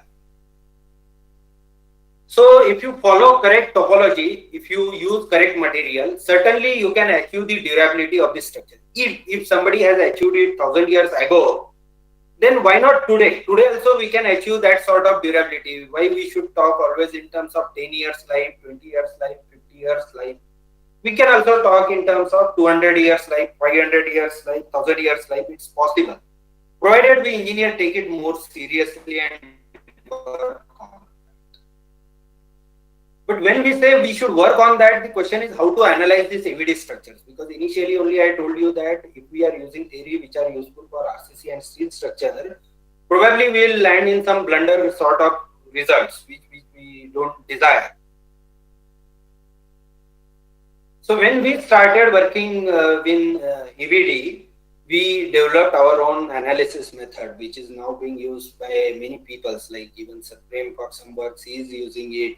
Some universities are using it. There are many publications related with this method now. Basically, there are two basic approach. One is the thrust line approach, as it is discussed by Supreme in his presentation. It's a basic approach. You are getting more like a geometrical analysis, very time-tested method. Many masonry structure, EVD structures are built using this theory. And it is easy to understand. The results are very easy to understand. That's the benefit. On another hand, for finite element, if we see, the benefit is it is a versatile method. You can analyze anything. You can analyze it for support settlement. You can analyze for complex geometry. You can analyze for horizontal loads. But the problem is, like you need modulus of elasticity. How you will work out the modulus of elasticity for Taj Mahal? If it is a 3-lift masonry of the thickness of 2 meters, constructed over like 50 years, 100 years duration, the material might have changed. On one point, if you take core, that may not be valid for another point. So you are not sure about the modulus of elasticity of material, stress strain curve, non-linear properties. And moreover, as I have shown you, stresses are not important because it's a topology based design as said by him. So why should we focus on stresses, which is typical focus of the elastic analysis in finite element method? I'm citing here two examples like eminent researcher Hodra. He said finite element can add only noise to the masonry analysis. Another is Philippe, who said that finite element can not effectively be used for masonry analysis. See, we always say finite element is useful for everything, but suddenly the eminent peoples are saying that finite element cannot be used for the masonry. Why? Because you cannot know the material properties, and secondly, you know that your final stability results are not dependent on the material properties. It's not strength of material that you need to use. You need to use the strength of geometry. So we combine these two methods. It's very simple. I'll just go conceptually, avoid discussing any mathematical formulation. We combined these two approaches together and we found that the results what we are getting are not dependent on material properties. If we change the material properties, our results are remaining same. So the benefit is we are able to use finite element method, which is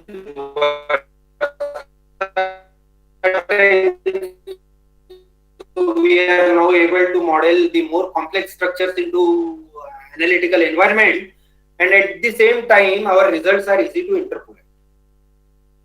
The Supreme have conducted tests for our method for masonry dome. I am just showing you quickly video for that.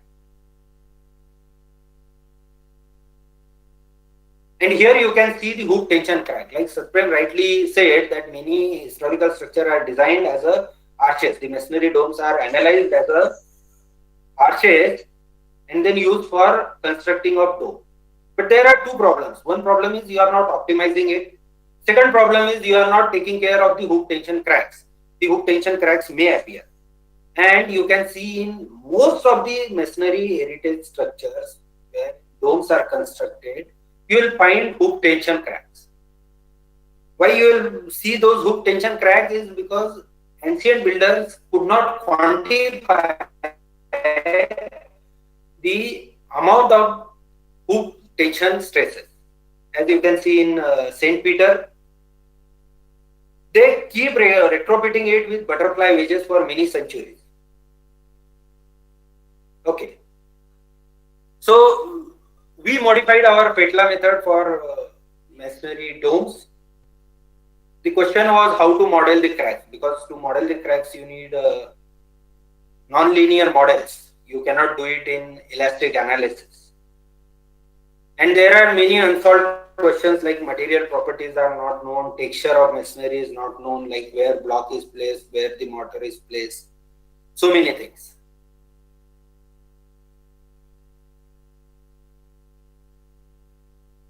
But we focus on the aspect that if there is a hoop tension, the crack will appear.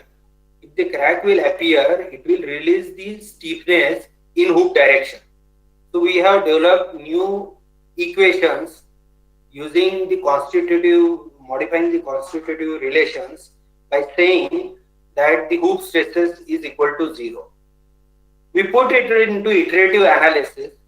Like for first analysis, we use conventional element, analyze the entire section of the dome. Then wherever the tension appear, we use the new element which is developed by us. Reanalyzed it, we found that the tension region was increasing, and finally into some particular solution. As you can see on right hand side figure, first iteration and the final iteration is shown in bottom. The region of hoop tension is increased.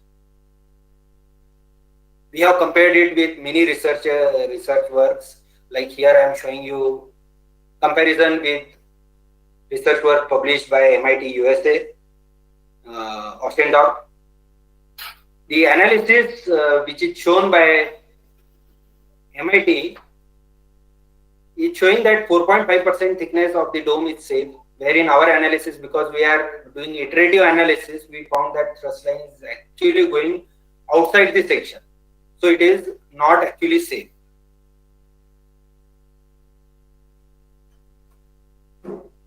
Further, we extended it use for some useful studies. We have studied the effect of hoop tension rings on masonry stability, masonry dome stability. I'll not go much into detail because time is actually exhausted.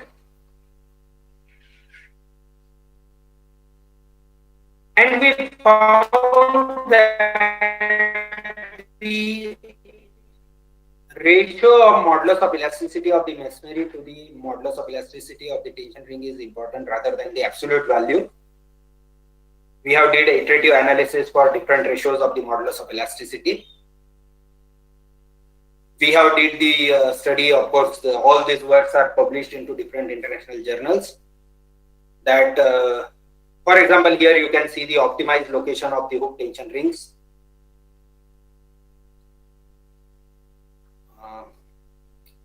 I'll just go very quickly because honestly, Satprem explained the global pagoda much better than what I can explain. This is the huge masonry structure on which India should be very proud. 85-meter span is no joke. RCC, PT, steel structures, everyone will run away.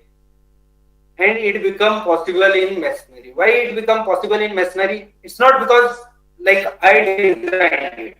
It's because the strength of the stone is 200 MPa, which is way larger than concrete strength. So that is the strength of the stone. And the height is 90 meters. 1,92,000 ton stone is used for this construction. This is dome over dome construction. Unique example. You will not find such a magnitude dome over dome construction anywhere in the world. This is a replica of the Stradagon Pagoda, as rightly said by Satprem. When we started construction of small pagoda, which is a small replica of the global pagoda, to establish the construction methodologies. Of course, small is not really small because the height is like 23 meter, 8-story height, but it is small in comparison to the global pagoda. These are the photos of during construction. On rightmost side, you can see the keystone fixing, which is almost 8 ton in weight.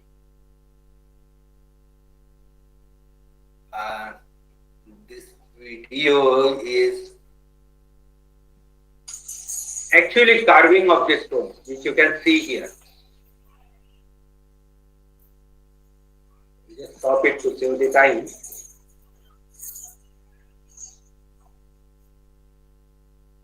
This flower is made 9 meter in height.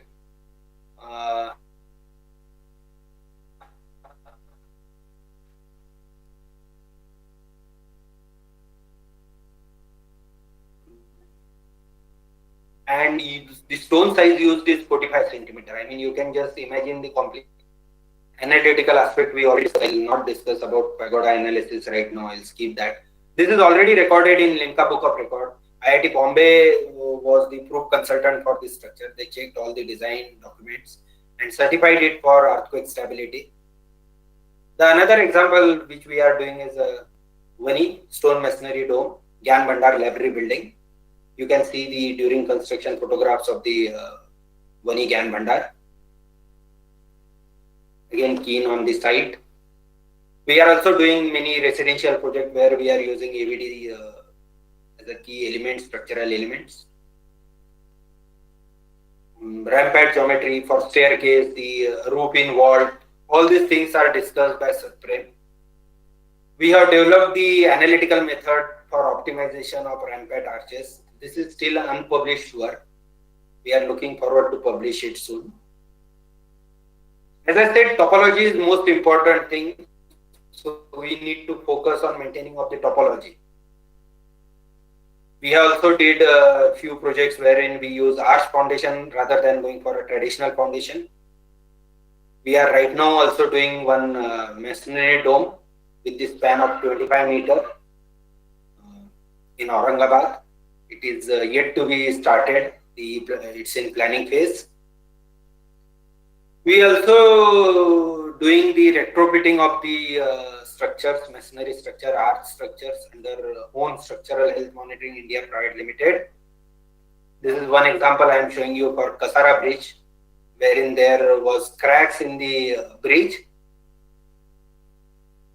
Again, I'll keep the analytical aspect, but I'll show you something what is new. Under that company, we use many electronic equipment to actually measure the crack width, plot the graph of the crack, vibrometers, tilt meters. Here, as you can see, the vibration result which are integrated for displacement.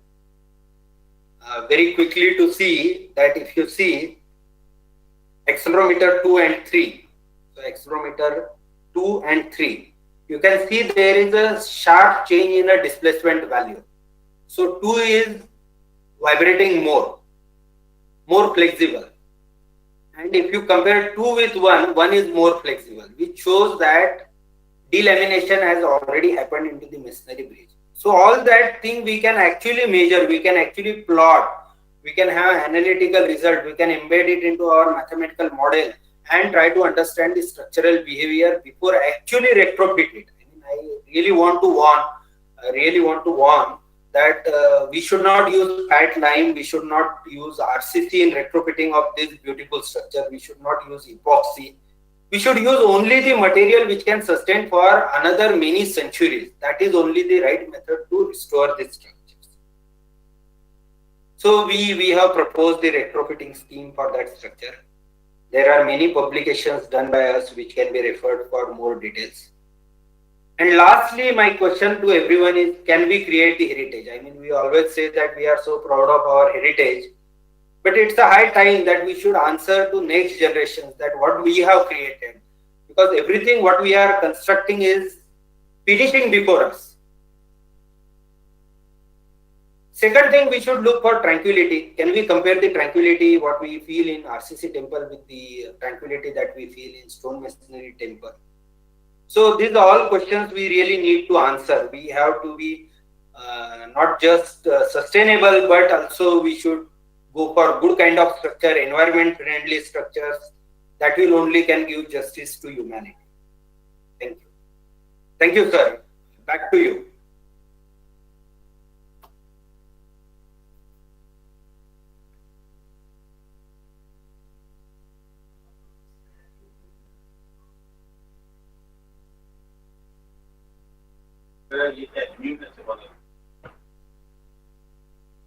Oberasa, kindly unmute. Oberasa, kindly unmute.